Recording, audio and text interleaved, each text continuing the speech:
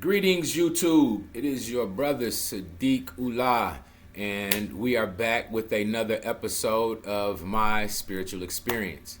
Um, I'm still looking for guests. I have a couple who are saying they are willing to do interviews, and so I'm looking forward to learning how to navigate all of the technology to pull that off. Look forward to that. That is coming. Today, I do want to share and talk about more of my own spiritual experience and why I host this show and why I want to bring this show to the people and why I think it's important that we begin having these kinds of conversations and make this a little more common to us and regular possible conversations so that we can broaden our perspective of our own reality. Your brother Sadiq, like I said, has had many, I like to use the word auspicious experiences related to spirit and things of the unknown or things of the unexplained. What I'll talk to you today about is another of the stories that occurred before I have my own personal recollection of, my personal life. So these are things that happened when I was a baby. My mom tells this story. This is a story that my mom told me several times about me being raised here in, I believe we were in Indiana. Yeah, I believe we were one of the two. We were in Gary or we were in Bloomington. The story goes, mom was for whatever reason she was home. It was me and my sister and her, and she had laid me in the crib and thought that I would be content there. But she also mentioned I usually could get out of the crib and things like this, and so she thought I was down or on my way down, and I guess I fooled her.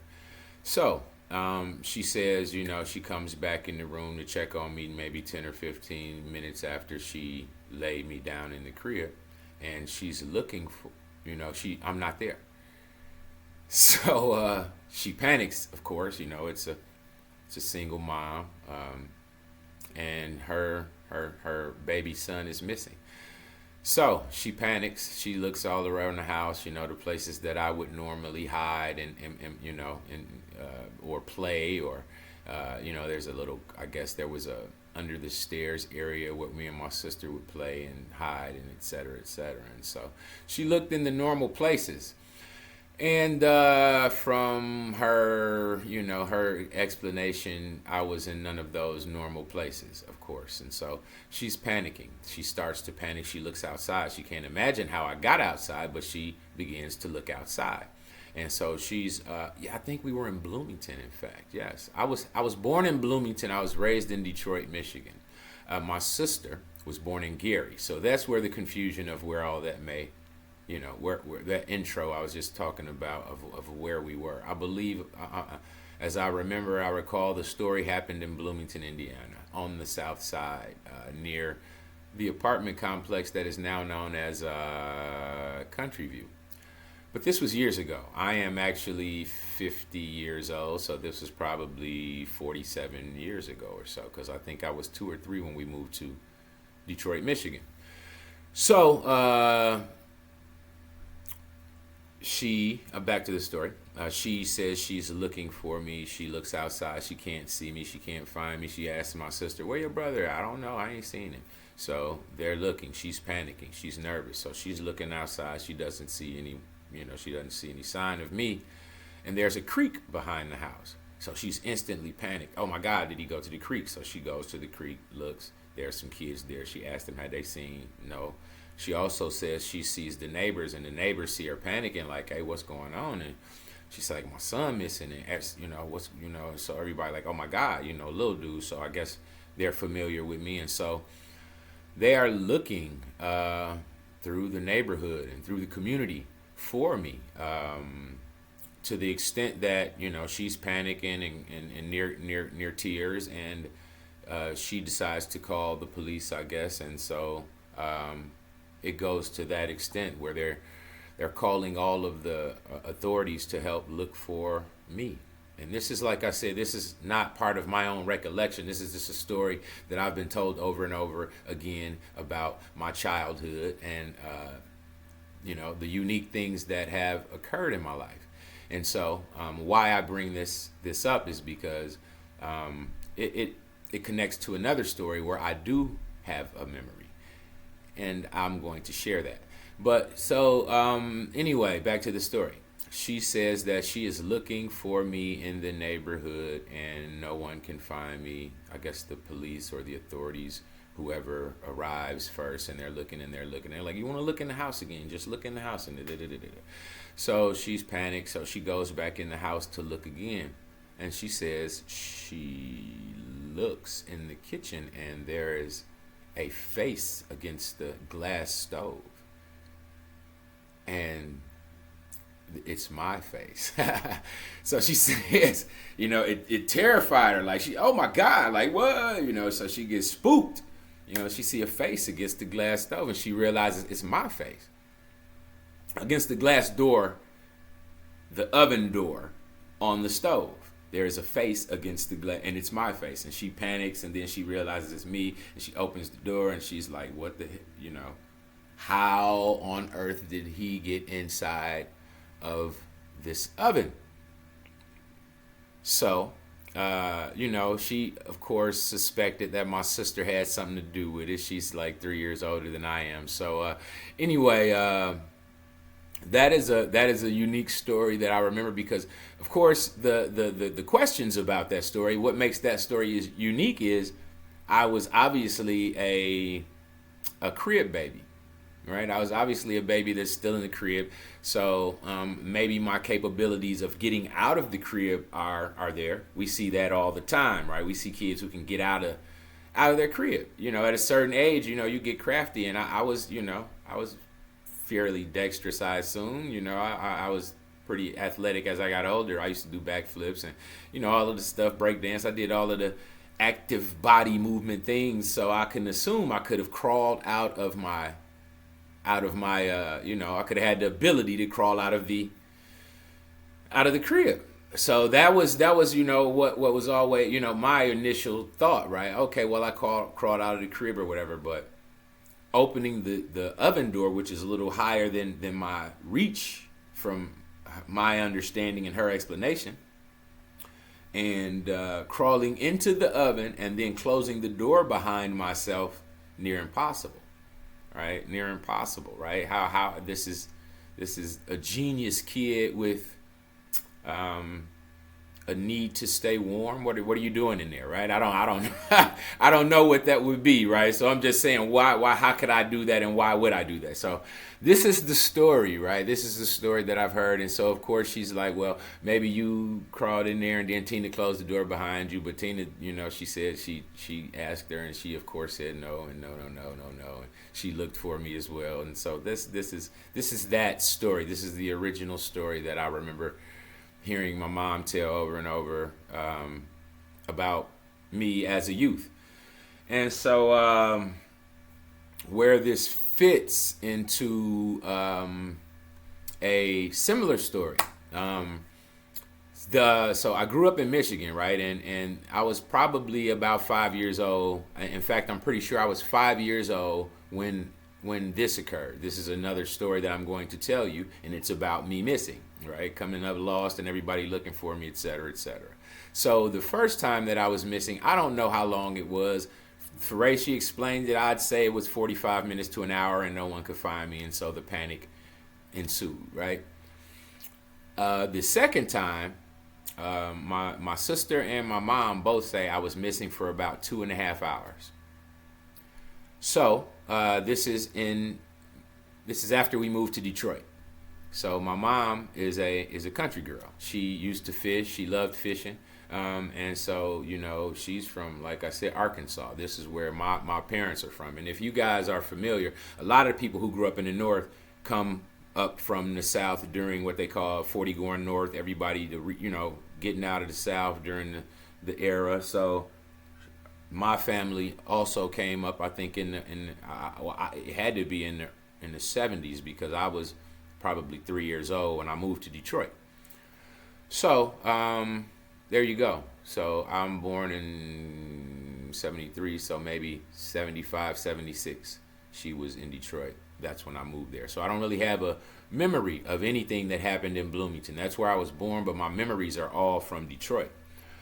So this story, and you'll see how it attaches once I get to it clearly. I'm sorry, I might be dragging on. But anyway, point being, my mom, country girl, likes to go fishing. So we often went fishing. I remember days of fishing, and we had a station wagon, and we'd be in the back in the station wagon, and they have the sandwiches in the cooler and the drinks and chips and the campfire out there, and they still out there fishing. And so they fish 2, 3, 4 in the morning sometime. They got a fire, and so that was kind of a part of my life growing up, and I really enjoyed it. But and in those times, it was the early 70s, right? This is the early 70s. I'm 5 years old, so 73 I was born. So this had to be 78. 1978. There was a lake in. There was a fishing place that my mom used to go called Lake Monroe, and this is in Monroe, Michigan. You can look this up. This is all verifiable stuff. I mean, I'm like, probably not my story. It's like not in the paper or anything. I'm just saying the place. Monroe, Michigan. And so my mom used to go fishing here often. And so we, back in those days, life was lighter. There was no worry for your kids getting kidnapped or crazy stuff happening and, everybody on drugs. It was like us. If you ever looked at my other channel, it's called Deep Speak with Brother.Sadiq. I talk about my childhood and how I grew up in a really loving community. Detroit was a very loving community in those times, right? And so, this is in 78, loving community. And so mom didn't have to worry about we're at the lake fishing. She's on the lake fishing, and I'm playing in the grass in the field over by the trees or whatever. She didn't, it's no problem. So this is the scenario. She's down at the bank. So I'm going to try and give a mental picture of how this is all set up. So when you drive into the fishing area, there is a dock where when you pull in, you can go straight down and dock your boat, take your boat and down into the water. All right, so it's a dock that leads down into the water.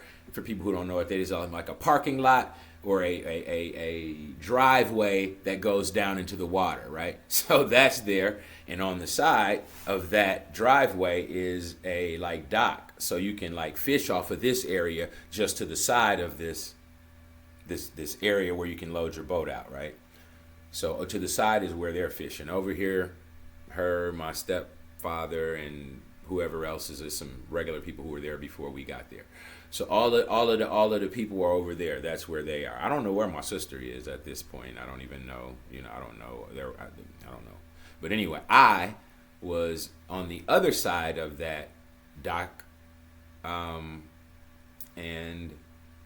so there's the dock. Mom and all the adults are over here fishing. I'm on the other side of the dock, but kind of to the back because there's a large field, maybe half a football field size, right? Pretty large. And I mean, for a 5-year-old kid anyway, So, and I'm in the field playing around, chasing butterflies or running from bees or whatever, kids do. So I'm playing in the field, and as I'm playing in the field, I'm looking at the long end of the field, at the far end of the field. There is so this is that setup. So yeah, I'm playing on grass that is like a large bank that goes all the way to this, like I said, half a football field, and at the end of that is more water. So the water is going around this large bank, half a football field size where I'm up here playing, and on the other side of there is forest, trees, right? On the other side in the back is all wooded area, all wooded trees, right? Kind of thick. And so this is where I'm playing. It's fun. It's great, wide open space. You know what I mean? And I'm playing, and I see at the end of this field a light coming up over the edge of the I guess you say horizon, right? The horizon of the plateau that I'm standing on, right? And I see the edge of, it's like a circle, right? Like this, right? I'll show you like the beginning of the top of a circle coming up like this very slowly, right? And so this is the land, and this is the craft, more like this because it was a smaller, you see it like that, right? And so it's coming up very slowly, and I'm looking at it, and in my mind, I'm a small child, so I'm looking at it, and oh, that's even better. I could have showed you with the light bulb, but anyway, I'm looking at it, and I'm amazed, right? I'm 5 years old, so in my mind, I see circle, so I'm thinking a balloon, or a glowing ball. It's a glowing ball, or a glowing balloon. Something I've never seen. I'm 5 years old, but it's really exciting, right? So I'm like, pew, and I start running down the field towards this glowing ball. And as I'm running toward this glowing ball, I hear my mom scream my name, Flint. That's my nickname, right? So I'm like, oh my God, I have a dilemma because I'm 5 years old. Mom's calling me. You kind of got to go up where, with mom. But I also see this glowing balloon, right? In my mind, it's more like a balloon because it's lifting up, right? I'm seeing it right. I'm seeing it raise, right? Like I said, I'll show you again. It's kind of like this. It's more like that, right? Like you can see the top of it coming up, and it was like that, and yeah, and so it's about here, right? It's about at this height, and I'm like, I'm thinking of a balloon. It's raising up because I can tell it's lifting up. I'm going to run, jump off the edge of the bank, and land on top of this thing, right? That's in my mind. I'm going to run, jump over the top, bow, and I'll land on the top. And an adult, right? If I land on the top, it's a balloon. So if I jump my body on it, it'll go back down to the ground. One of the adults will be able to come over, grab a rope, and tie it up, and now I have this glowing balloon. Very cool, right? That's just my mind. I'm 5 years old. So I'm running, and mom calls me, Flint, and I'm like, oh my God, dilemma. And I'm like, this is all, a thought goes through your mind in a rapid second. So I'm going to explain what I thought, but it didn't happen in the lengthy time that it takes to explain it. In my mind, I thought, if I go back to mom, this glowing balloon is going to be up too high for me to jump off the cliff on top of it. You know what I mean? If it's traveling up, if it gets too high, I won't be able to jump on top, right? So I realized I had a choice. I either go and I run towards this light and jump on top, bow, land on top, and then let it, weight it down because it's a balloon and I'm strong and I'm weighty, and so I can bring it to the earth, and then one of the adults can come tie it up, and I got this super cool toy, right? That's my mind. So I'm like, but if I stop and go back to mom, the thing's going to be too high, and I'll never get it, right? That makes sense, right? That's the logic. So I had a choice to make, and I chose to go to the light. I chose to run and jump and on top of this glowing ball of light. Fact of the matter is, right? This is like the last thought I had, right? So this is the thought, right? Mom calling, me like, oh my God, if I go back to mom, I won't be able to jump on it because I had already began running. I was already running toward it. And as I'm running toward it, she calls out.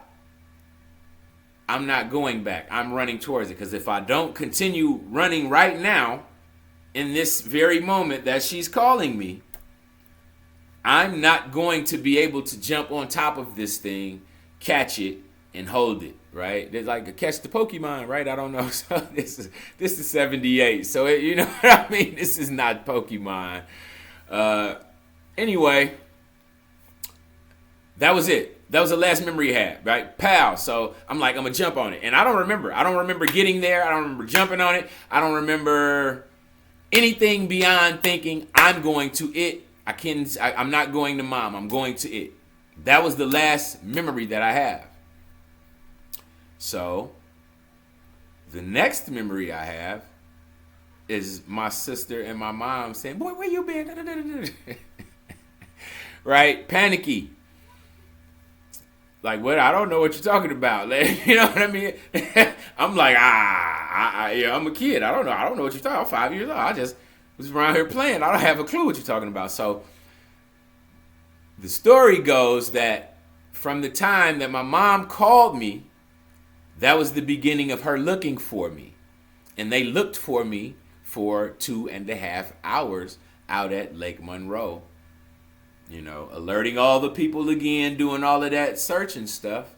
And then my sister said, well, and you walked out. My mom says as well, you just walked out of the woods and, you know, that was that. And everybody was like, what? Oh, my God. And there you were.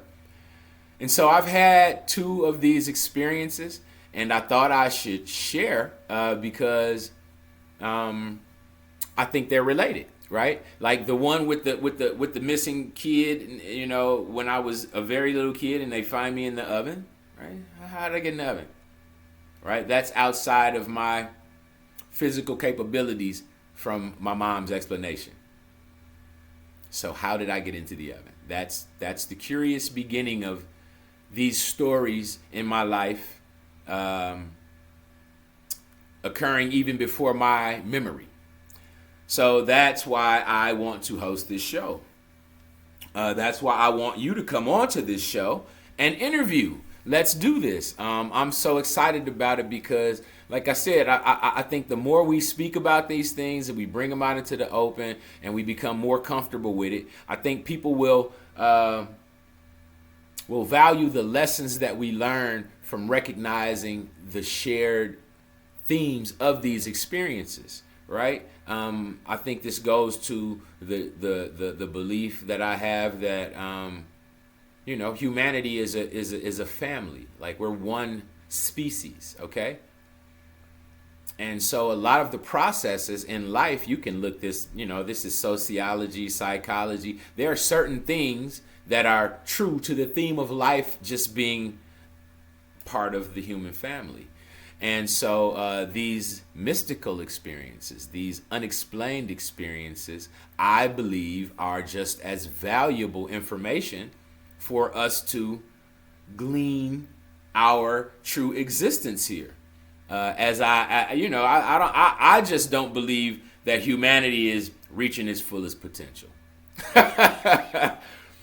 Yeah, I don't. And if you do, then great. If you think this is our fullest potential and we're doing all of these things to one another and not, I don't think so. You got a skewed view, and I don't mean to cause anybody,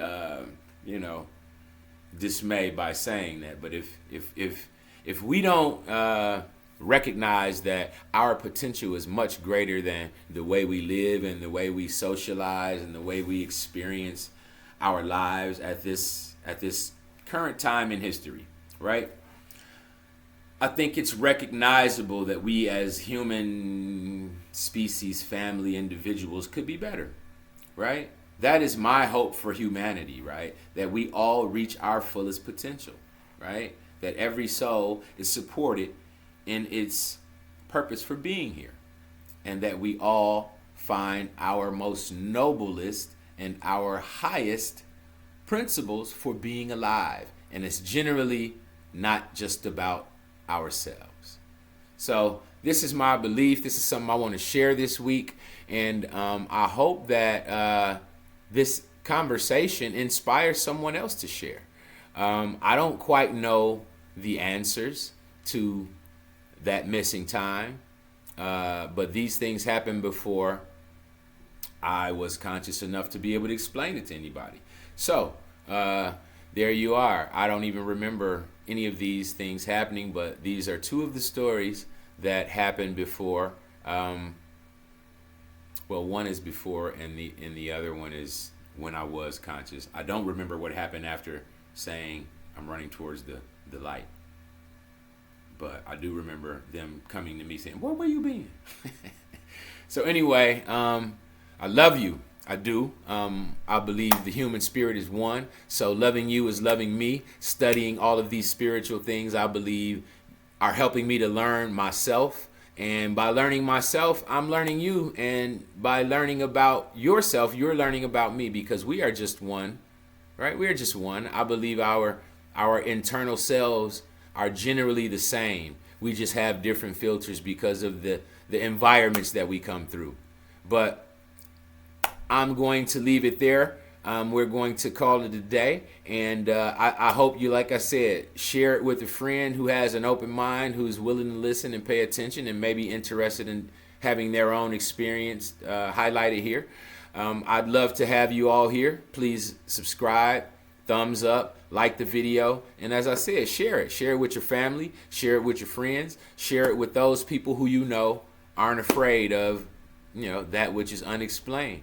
So, until next time, this is your brother, Sadiq, and this is my spiritual experience. You guys have a good night.